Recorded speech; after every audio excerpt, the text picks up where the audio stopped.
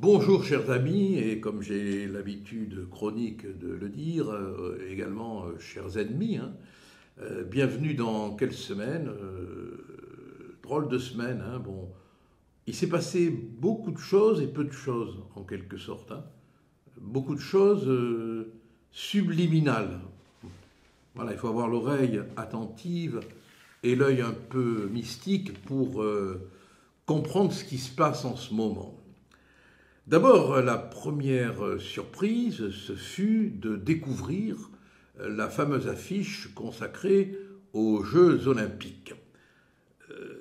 Je ne parle pas de la perquisition à la mairie de Paris au sujet du voyage de Madame la mairesse planchiste à Tahiti.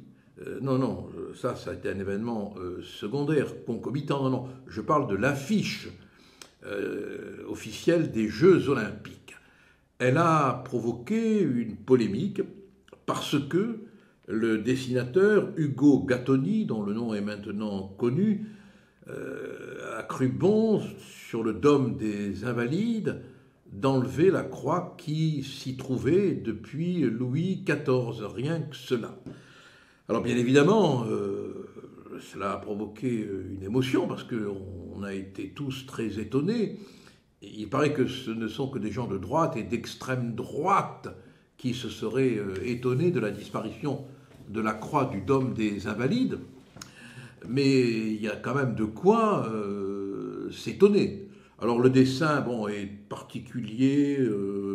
Moi, dans un débat, on m'a dit que le dessinateur avait le droit à sa liberté d'expression, que c'était du surréalisme, que les choses étaient mélangées, qu'il y avait un peu de tout dans rien, un peu de rien dans tout, et que la France était amalgamée dans tout le dessin. Mais comme par hasard, et est-ce vraiment un hasard? Comme par hasard, alors qu'il n'y a pas de hasard, le seul symbole qui disparaît de ce dessin, c'est la croix qui domine depuis des siècles sur le dôme des Invalides. Pourquoi? Si ce n'était rien, si c'était anodin, si c'était simplement un acte de liberté de créateur, on n'en polémiquerait pas. Mais en vérité, c'est une volonté délibérée de faire sauter, de faire exploser picturalement un symbole, d'abord chrétien, ensuite de notre histoire de France. Ce n'est pas innocent et qu'on arrête de nous raconter des histoires. Ce n'est pas la première fois que cela se produit. Rappelez-vous, la municipalité de Marseille, quand elle avait présenté ses vœux, avait fait péter la croix sur la basilique Notre-Dame de la Garde. Rappelez-vous la RATP, quand elle avait fait sa campagne, elle avait fait sauter la croix du Sacré-Cœur. Et puis François Mitterrand, pour remonter quand même un peu dans le temps, lors de sa campagne électorale, où on voyait, vous savez, la fameuse force tranquille, on voyait une église, et bien, paradoxalement, sur l'église, il n'y avait pas de croix. Donc on ne peut pas dire que c'est innocent. Lidl, Nestlé, Carrefour, Danone, quand ils font des publicités pour leur yaourt et qu'ils montent une église grecque, enlèvent aussi la croix. C'est pas innocent, c'est impossible. C'est une volonté délibérée de faire disparaître, d'invisibiliser, notre histoire chrétienne. Alors que dans tous les sondages, les Français interrogés répondent à près de 80%, sauf erreur de mémoire de ma part, que la France est un pays fondamentalement d'origine chrétienne, catholique. On est enraciné dans le christianisme bien avant Clovis même. Et il suffit de se promener en France pour voir les noms des villages, voire même les noms des villes. Partout il y a des églises, partout il y a des monuments. Et c'est une folie que de vouloir éradiquer cette histoire. Max Gallo, qui était un homme de gauche, dans son dictionnaire amoureux de la France, dans des pages très belles, rappeler lui aussi que la France est d'abord une nation chrétienne, catholique, et qu'elle a ses racines qui plongent profondément dans le baptistère historique du pays, qui est la religion chrétienne. Alors, ce dessinateur aurait fait sauter, aurait gommé d'un monument juif, d'un monument musulman, un symbole historique installé là depuis des siècles, j'aurais eu la même réaction, et peut-être aurais-je dit qu'il y avait une forme d'antisémitisme, une forme de racisme à vouloir, excusez-moi du terme, hein, débaptiser un monument qui est marqué d'un signe symbolique, historico-religieux, auquel on ne doit pas toucher. La réalité, c'est qu'il y a un véritable combat qui est mené contre l'histoire de France, contre notre identité, contre l'enracinement profondément chrétien, même si la pratique n'est plus là, même si les curés sont devenus invisibles, même si la foi n'a plus le courage, notamment par ses évêques, de se faire entendre puissamment. Le pays demeure fondamentalement, historiquement, identitairement chrétien. Et faire délibérément sauter du dôme des Invalides la croix qui s'y trouve dans un dessin qui va être l'affiche des Jeux Olympiques, c'est un acte délibéré, c'est un acte volontaire. Quand on va célébrer le centenaire de la mort du général de Gaulle, si l'on fait d'un document officiel et que l'on fasse disparaître la croix de Lorraine, on dira que c'est la volonté de l'artiste, on dira que c'est du surréalisme, on dira que c'est un accident du crayon imaginaire, mais arrêtons de nous raconter des histoires. Il y a à l'œuvre une volonté de déraciner notre histoire. Et c'est tellement vrai qu'un ministre italien, ministre des Affaires étrangères, dans un français qui fait honte à notre ministre des Affaires étrangères, a dit son indignation de voir disparaître cette croix du dôme des Invalides. Depuis Louis XIV, elle est là. Et il faut un petit dessinateur pour la faire disparaître. Allons, c'est délibéré, c'est volontaire, et ne nous laissons pas faire. De toute manière, je vais vous dire une chose, hein. Ce qui est extraordinaire, c'est qu'en voulant escamoter la croix, en voulant la rendre invisible, il l'a lumineusement rendue visible. Elle est dans son invisibilité présente partout. Tout le monde la voit, tout le monde le dit, et croyez-moi, ces iconoclastes de pacotille ne gagneront pas, parce que la croix, elle en a vu d'autres, de rigolos, qui voulaient la jeter à terre et qui s'y sont retrouvés à sa place.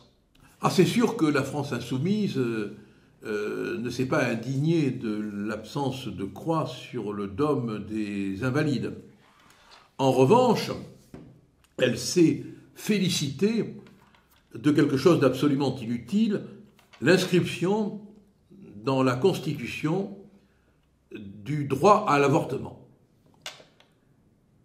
Elle est même allée, la France insoumise, jusqu'à faire une affiche, une photo, où on voit la représentante du mouvement La France insoumise, juste en face, sur la même photo, de Simone Veil.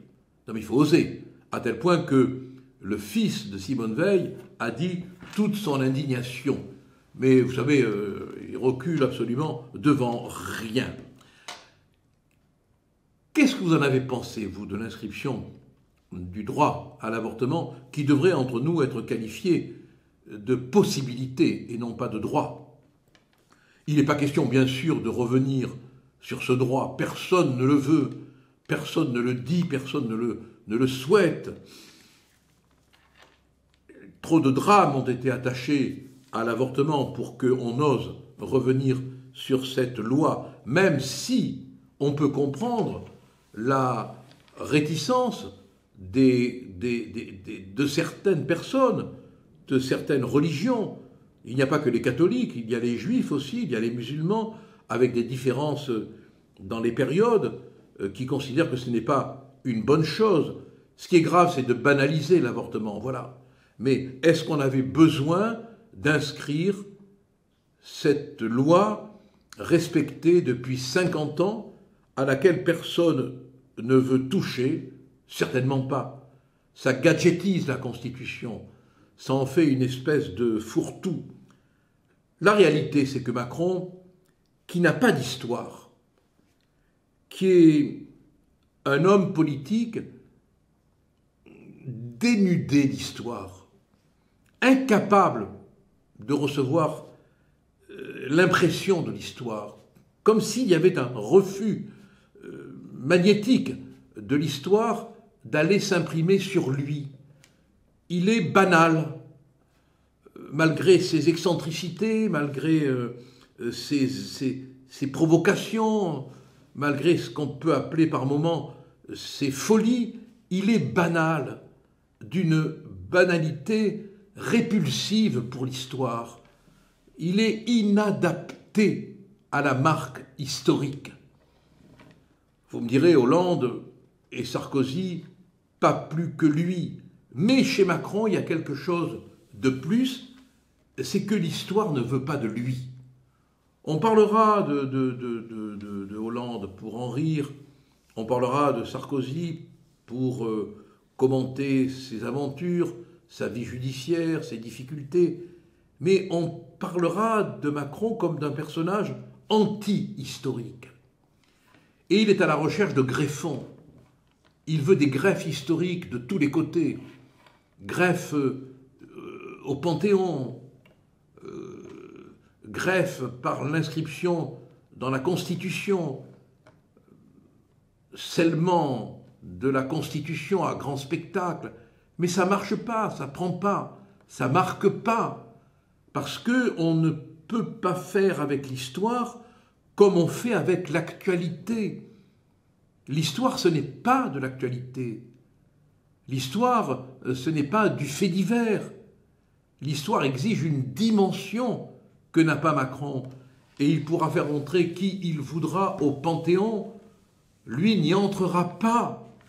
Et il peut faire inscrire dans la Constitution toutes les lois qu'il voudra. Lui, il n'y entrera pas. Il peut vouloir se grimer en chef de guerre. Il ne restera que le petit gamin qui joue les chefs indiens. Il n'entrera pas dans l'histoire.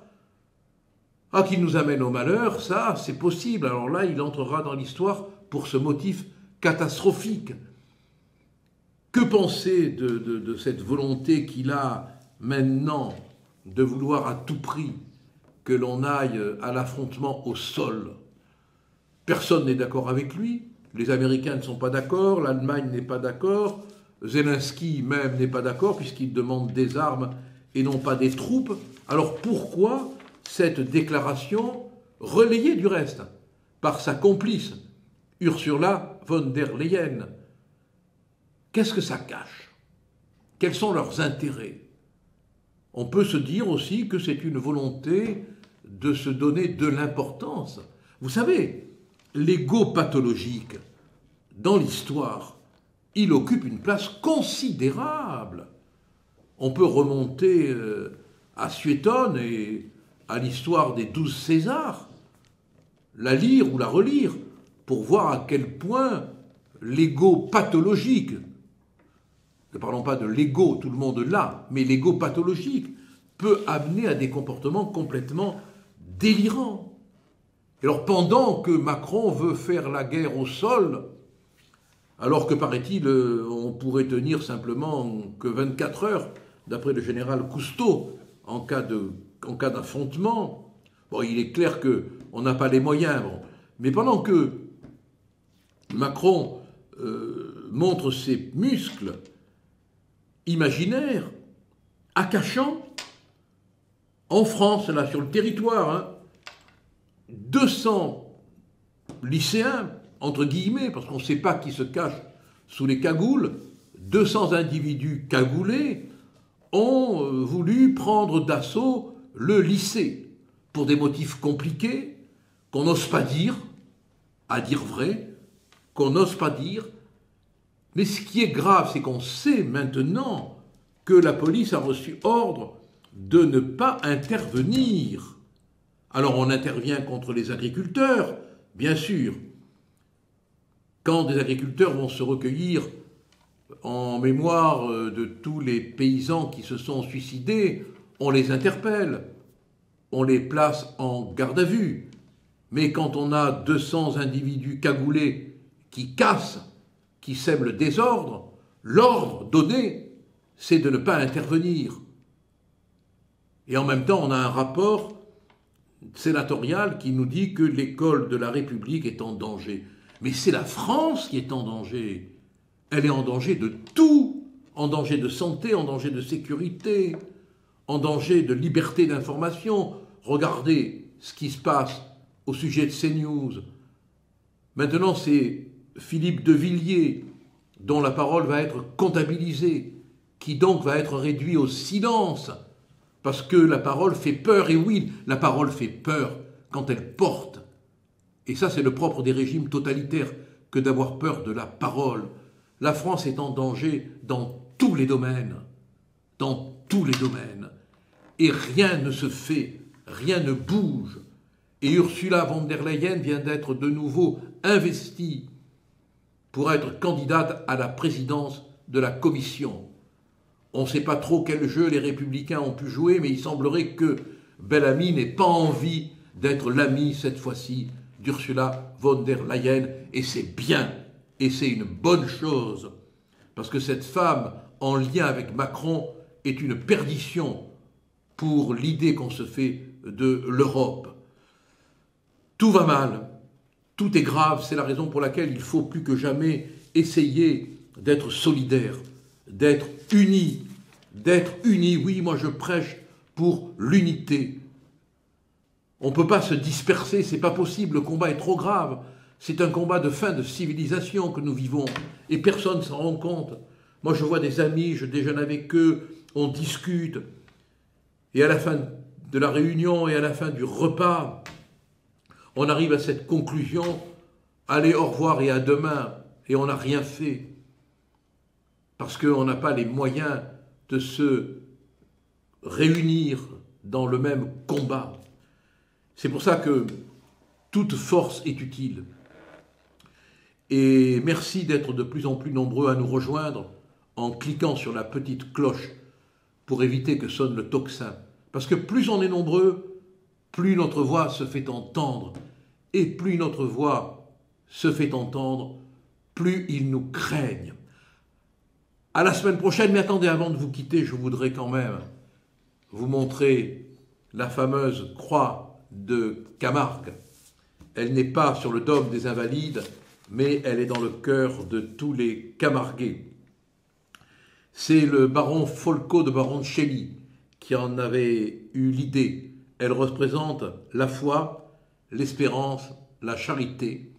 Il y a en elle à la fois le travail de la terre et le travail de la mer. Bon, là, ça me fait plaisir, moi, de montrer la croix des gardiens, la croix des pêcheurs. Si on ne peut pas la mettre sur le dôme des Invalides, allez, je la pose sur la tête du dessinateur. À la semaine prochaine.